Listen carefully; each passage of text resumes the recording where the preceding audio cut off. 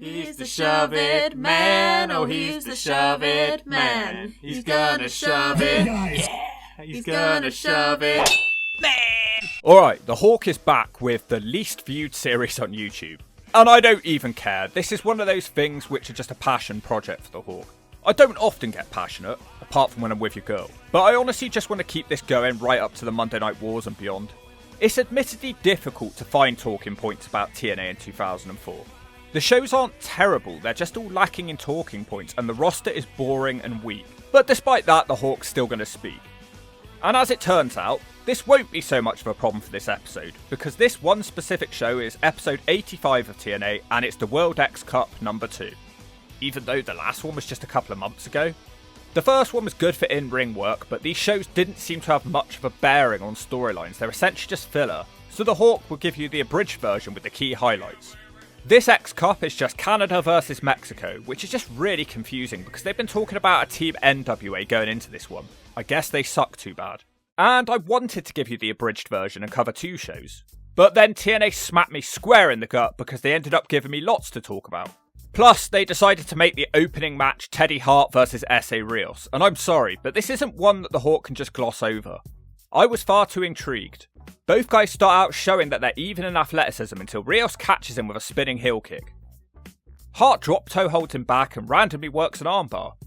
He gives up on that and does a Russian leg sweep without release. But he probably should have released his ass as S.A. counters the next one into a backbreaker. Slightly botchy looking arm drag now as Teddy goes back to the arm work. Rios seems to have a slight edge, but Scott D'Amore tries his best to slow him down on the dance floor. He still can't stop the split-legged moonsault though. Rios tries another, like a dumbass. Of course, Scott D'Amore stops him again, which allows Teddy to hit a springboard dropkick. Rios pauses on the ramp for ages, waiting for Teddy to dive. He eventually decides not to dive and instead smacks Rios. Now he's ready to dive and he hits a double springboard moonsault. They're now saying that Teddy has injured his knee. I hope not, it's just heating up here. Rios zones in on the knee in the ring. He hits an alley-oop and a super kick to Hart, who falls from the ring. S.A. hits a very tame dive out there. Never seen something so tame from S.A. Rios. Teddy Hart blocks him from getting back to the ring and springs into a head scissors out of the ring. He isn't done and a moonsault off the crowd barrier which Rios blocks. Big diving crossbody from Rios now for a 2 count. He climbs straight back up, but this time Scott D'Amore stops him. Teddy dives into a slightly dodgy DDT and ends the match with a dive that he calls the Heart Attack number 2. NWA Impact brings you the Smack of the Week, sponsored by all new Blonde for Men. If you're a brown-haired Potter, put some blonde in it. It makes you look hotter. Oh man, he's a member of a Hart family, but he's not Brett or Owen, he's Teddy, and he's climbing to the top and he's ready. This boy can fly, man. He's got the wings of a big buffalo bison who just stole a red can to try something. Oh man, that is a second heart attack right there, and it made the ladies stare. That was the NWA TNA Smack of the Week, sponsored by Blonde Just for Men. Get it? Got it? Shove it. This was decent, but that knee injury looked legit because everything Teddy did after the injury showed he was struggling to balance.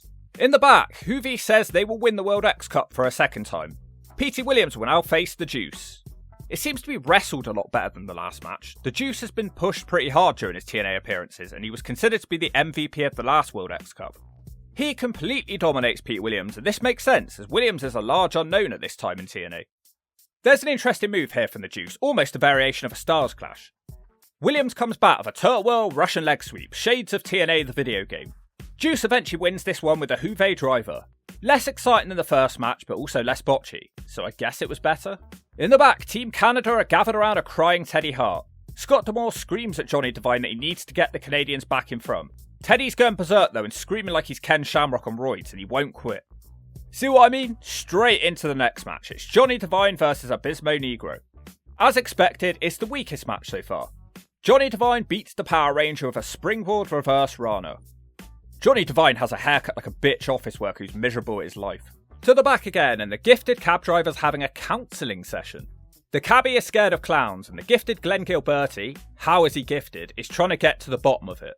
Kid Kash walks in calling them both dorks and warns them that they need to focus for their feud with the Insane Clown Posse. It ends with Gilberti saying quit clowning around. That's probably the highlight of the show right there. The next match will see the break-dancing Jack Evans taking on Hector Garza. High-flying versus power matchup then. Another 2 guys who can put on a good show. Garza would be a world champion in today's wrestling world. He looks like fucking El Chapo or something, or some sort of drug lord. On the flip side, Evans looks like he's going through withdrawals. Mike Tenay shouts out Blitzkrieg from WCW as a role model for Jack Evans. You don't really hear stuff like that anymore. He then moves on to talk about how Brian Alvarez trained Jack Evans. Whatever happened to good old Brian and Vinny? I never thought I'd hear them mentioning TNA. Evans is full of himself after taking down Hector. He responds with a beautiful explosive dropkick. He also runs through him with a clothesline, but he breaks up his own pin. Really enjoying the contrasting characters here. Evans catches him with a head scissors to send him from the ring. No dive yet though. Hector again dropkicks him out of nowhere.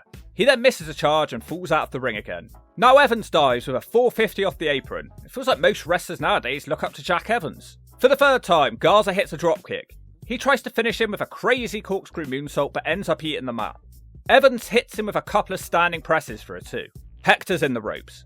Out of nowhere, he just wipes out Evans with a powerbomb and a normal moonsault to end this match. Strangely, I enjoyed that one the best, a simple and effective clash of styles. Back we go again, America's Most Wanted are looking miserable as usual. Harris has a world title shot in the next show. He discredits Vince Russo's comments that he isn't ready to be a main eventer. Harris points out that he's been beating multiple wrestlers per show. Whilst this is indeed true, he still hasn't beaten anybody who actually matters. He admits his world title match won't be easy, but he's been training for this for 10 years. Decent promo. Sometimes it's a bit of a shame when you know in hindsight that a wrestler doesn't win the world title. You can't suspend your disbelief. Team Mexico and Team Canada are drawing 2-2. Mike Tenay speaks with Vince Russo. Russo thinks Chris Harris will lose to Slapnuts next week, although he wants Harris to win the match. He promises a fair fight, which literally never happens in a Slapnuts match. Don't you just love it when a wrestling company lies to you? Jack Evans and Teddy Hart will now face Abismo Negra and Juventud. Yeah, this is starting to get slightly repetitive now. It turns out to be an awful lot of fun though, even if I was getting tired of it. There's a lot of teamwork here, so I think they do enough to make it stand out from the previous matches. The Mexicans dominate the match with their experience edge. Evans misses a crazy springboard dive and gets dropkicked. The Juice also wipes out Evans with a springboard dropkick. They do poetry in motion and Teddy Hart thinks he's going to be a smart ass, but he gets clothesline too and the crowd love that one. The Canadians both end up in trees of woe. Teddy is dropkicked and then sent into Evans. They pull Hart's nutsack into Evans' face. What a knockout. Negro hits Evans with a turtle whirl before Evans comes back with a nice pin. Evans tags Hart, who hits the Juice with a diving DDT and a couple of Samoan drops, which I am just not okay with. Samoan drops should just be saved for Samoans and fat guys, and Hart is neither. He hits his crazy dive, but surprisingly the Juice survives. They don't give up though, and Jack Evans hits a corkscrew 630 to Negro, who is not the legal man. The Juice wipes out Evans with a missile dropkick, and then he makes Hart tap out to the Juve lock. In the back, it's the Clown Crew. Violent J says the Juggalos are waiting and thousands have been turned away from the arena tonight. They're saying they're going to have a Dark Carnival match, but first they need to find some herbs in their limo. You need a lot of herbs to get through this show. Johnny Devine and Petey Williams versus Hector Garza and S.A. Rios. The Mexicans start hitting double drop kicks. Hector sure loves a drop kick. He throws S.A. Rios into a Frankenstein on Devine. Johnny Devine does a weird sell job of a DDT and eventually gets a super kick. Hector Garza continues his good heel work. He's the best man on this show. Peter Williams gives him a taste of his own medicine with a dropkick and then he slingshots himself out of the ring into a hurricanrana. The Canadians dominate for a bit now. Rios is sandwiched with dropkicks. God, these guys need something else. How about smacks to the gut? There's another one. The Canadians do a nice combination of a superplex nutsack stomp, but Rios stays alive. He uses some athleticism to dodge Petey and he kicks his head off and then tags Garza. Hector Garza hits a weak turtle whirl slam and a super kick. But once again, he breaks up his own pin like a moron. Instead, he hits Peter Williams with a brutal release German suplex for a 2 count. Devine reappears and he nails a slam, not even sure what that's called. I'm calling it the Devine drop. Nice tornado DDT to S.A. Rios now. This one is frantic. I've had to keep rewatching to keep on track. Peter Williams hits a Russian leg sweep straight into a Devine crazy moonsault and S.A. Rios just had to stand there like a dumbass as it all goes down, and that's how the match ends. Another fun match with a not so good finish. It's now, predictably, a 4-all draw.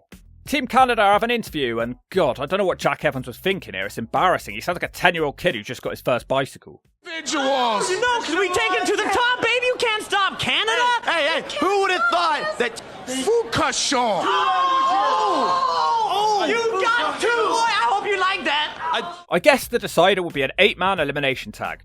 Johnny Devine is left dumping in his nappy of fear after S.A. Rios turns him inside out. Demore on commentary talks about how unfair this competition is due to the vast superior edge of the Mexicans. Much like the other matches, they are the dominant force. Garza turns Evans inside out of a clothesline. Garza Jr. would be proud of that one. Evans comes back with a springboard missile dropkick. Juventud smashes Teddy with a head scissors out on the ring apron. They come back to the ring where Teddy Hart slips and the crowd audibly laugh. He tries again and his move is botched. The crowd are all over Teddy Hart. He desperately clings to his knee to help play the blame game. Juve and Negro hit Evans for a crazy double team. Divine has to break up the pin in dramatic fashion. Johnny Divine hits a slingshot leg drop but spends too long celebrating and doesn't see a dropkick coming, which almost knocks off his douchebag haircut. Juice eliminates Jack Evans with a top rope Juve driver. Teddy Hart somehow manages to hit his crazy dive straight after to kill off Abismo Negro. These two teams can't be separated. The Juice is in now. He hits a TKO but the pin is broken up. Suddenly, Juventud is hit with a double team with Divine putting his feet on the ropes and the Juice is a goner. S.A. Rios rolls him straight up after. Petey Williams actually thinks he can beat S.A. Rios with a simple elbow. That ain't gonna fly in this match, Petey. He realises this too, so he gives Rios a backbreaker whilst Teddy Hart does a shooting star, and that's enough to beat Rios. Hector Garza delivers a standing moonsault to Teddy Hart, and the ref clearly counts a 2, but somehow it's called a 3. Took the shine off this match a bit. It's just Garza and Williams. Garza hits a gorilla press slam and his dive ends the match. Abismo Negro humps in with happiness and everyone is happy, even the Hawk.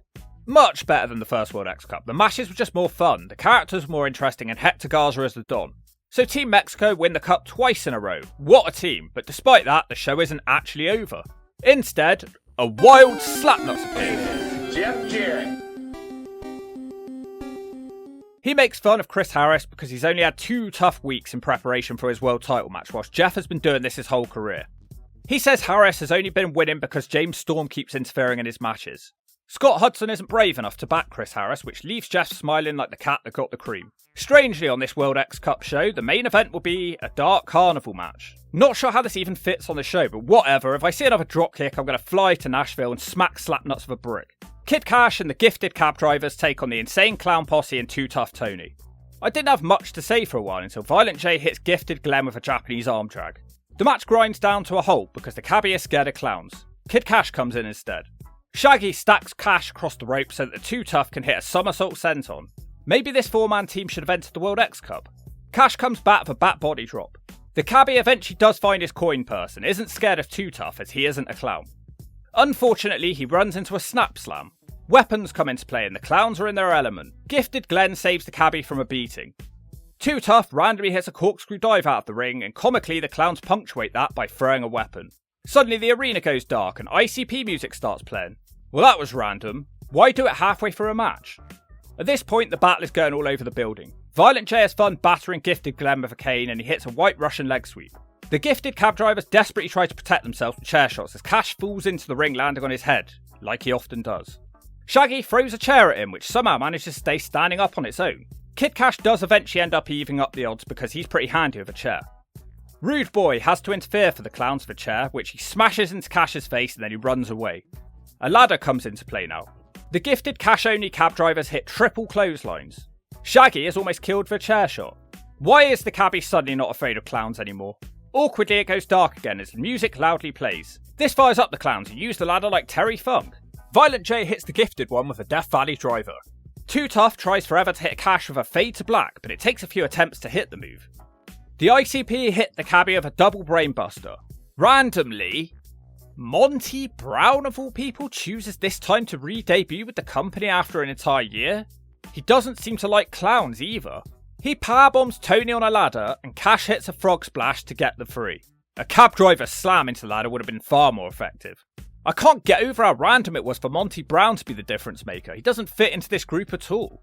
I can't even make a funny team name up without it sound like I'm being a racist prick, so I won't even bother. But yeah, Monty Brown is back in TNA. I love Monty Brown, so this is great and it's much needed with this struggling roster. And that's that. Actually a really fun show in the end. Botchy at times, Spotfest a lot of the time, but man, I think it was just great seeing these guys. Rather than the New York Numpties, Shane Douglas, the red shirt security, the black shirt security, Eric, I could go on. This roster is a joke. But not on this night. Shame TNA couldn't afford to take the guys away from AAA permanently. Most of the Team Canada guys did end up signing with TNA or coming back. Well, except one of them. As this was the infamous show where CM Punk and Teddy Hart got into a fight. It all stemmed from an ROH show where Teddy Hart had done some unplanned spots to Punk. They agreed to fight in the road outside a restaurant to settle it and punches were thrown, but there's mixed accounts on who actually won this fight. Teddy Hart was fired from TNA for this incident, and Punk would stop appearing from the promotion soon after this. Punk should have just kicked him in his knee and he would have had an easy win, and if you don't agree with that, I'll smack you so hard that you never grin.